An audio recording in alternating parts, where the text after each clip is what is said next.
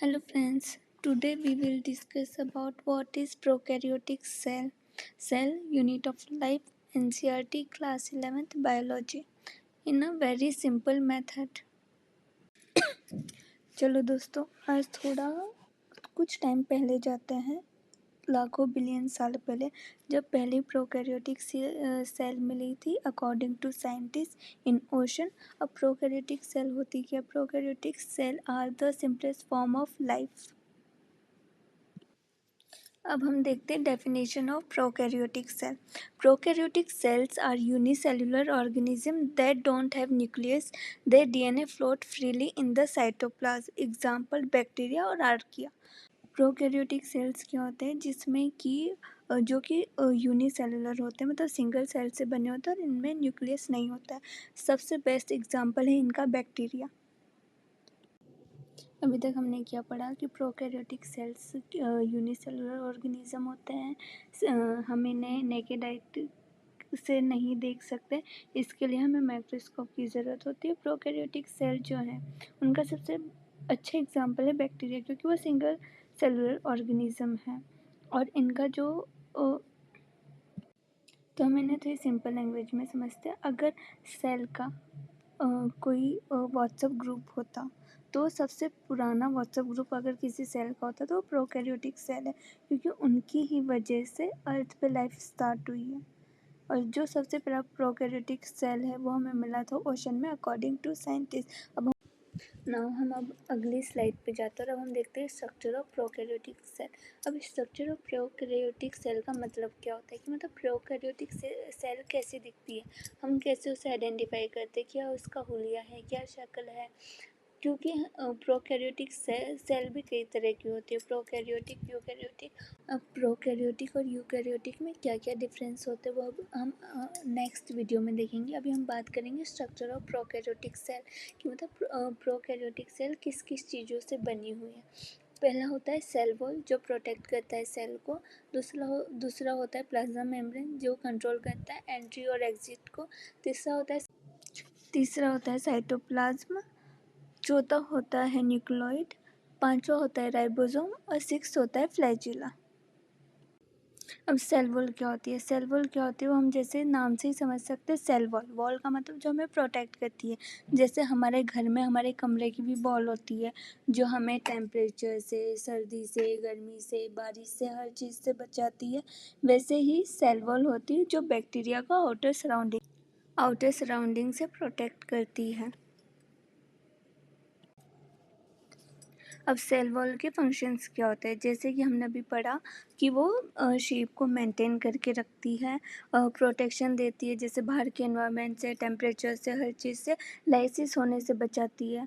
और लाइसिस और बर्स्टिंग का मतलब ये होता है कि जब सेल मेम्ब्रेन डिज़ोल्व हो जाती है किसी भी रीज़न की वजह से, फिज़िकल, केमिकल, एंजाइमेटिक, तो उसके अंदर के जो डीएनए, ऑर्गेनल्स, प्रोटीन वो सब बाहर आ जाते हैं। तो उससे जो है वो सेल वॉल प्रोटेक्ट करती है, सपोर्ट करती है सर्वाइवल में। और लास्ट पॉइंट है अटैचमेंट और इंटरेक्शन।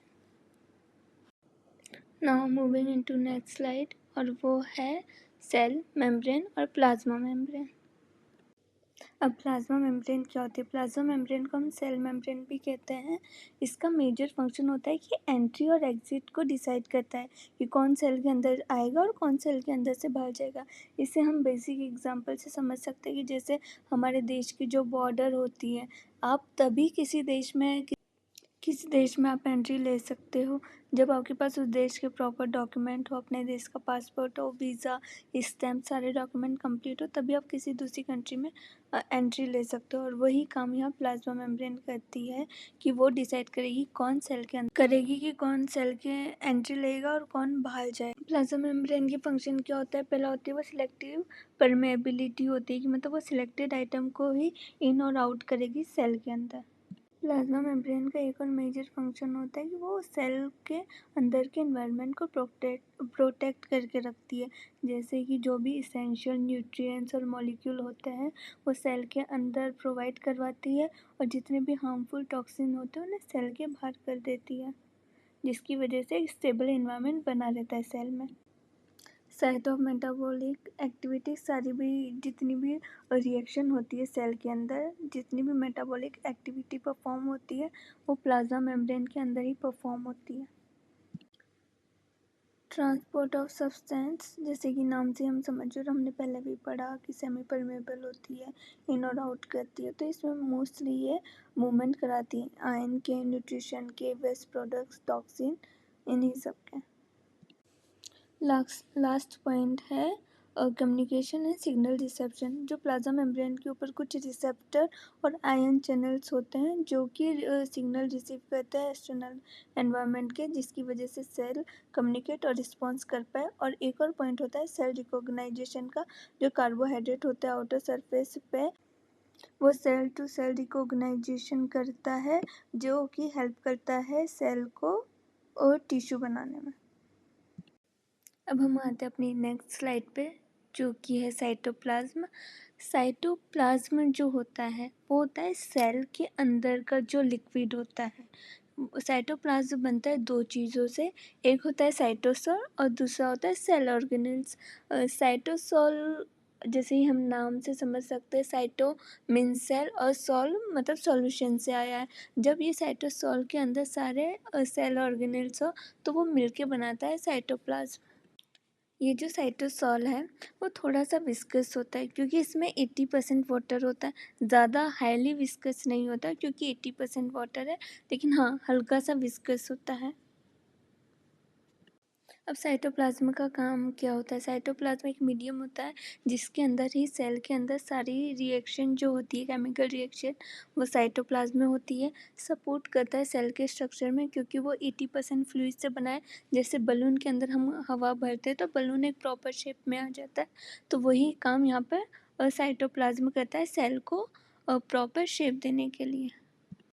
अब साइटोप्लाज्म के अंदर इतनी सारी प्रोसेस चल रही होती है, तो जितने भी न्यूट्रिएंट होते हैं वो उसको अंदर स्टोर करके रखता है और जितने भी वेस्टेज टॉक्सिन होता है वो उसे बाहर कर देता है। और साइटोप्लाज्म जो है वो बाहर के स्ट्रेस से और बाहर